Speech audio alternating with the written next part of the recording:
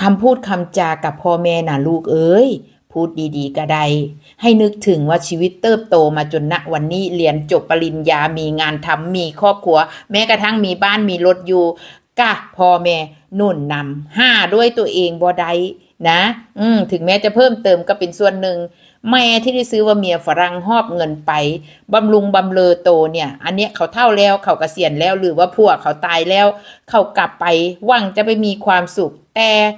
หัวอกของลูกนะบังคับสิเอาเงินพอแม่ผู้เป็นแม่จนบ่เหลือติดตัวท่ามน้อยเถอะยามแม่หมดเงินหรือแม่เจ็บป่วยในวันข้างหน้าลูก3 คนเนี่ยสิเอาแม่บ่นะวันนี้ใช้คำพูดแรงๆคำว่าตายไปก็เอาไปไม่ได้เงินน่ะเป็นแม่ก็ต้องให้ลูกเปล่าพินิจพิจารณาใหม่ว่าสิ่งที่ทำอยู่นี้สร้างกรรมให้กับตัวเองสร้างความเศร้าให้กับแม่ขนาดใดอายุก็บ่ใส่น้อยกันจากคนแล้วโหฟังแล้วก็เศร้านรกกินหัวตั้งแต่บ่ตายเลยแบบเนี้ยเอาตรงๆนะความรู้สึกของยายจ๋า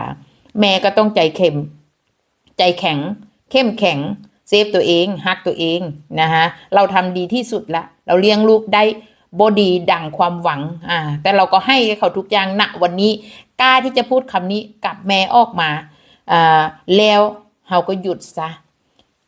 นะดูแลตัวเองเงินที่เหลือในกระเป๋าตัวเองไว้เซฟตัวเองอย่าไปหวังเพราะมันบ่มีหวังขนาดนี้มีผลประโยชน์กับมันแท้ๆมันยังบ่มีการอ่อนน้อมพูดเพราะปลอบแม่เลยนะคะเฮ้ยก็ได้จนเคยตัวเหยียบหัวพ่อแม่จนบ่คิดว่านั่นคือพ่อแม่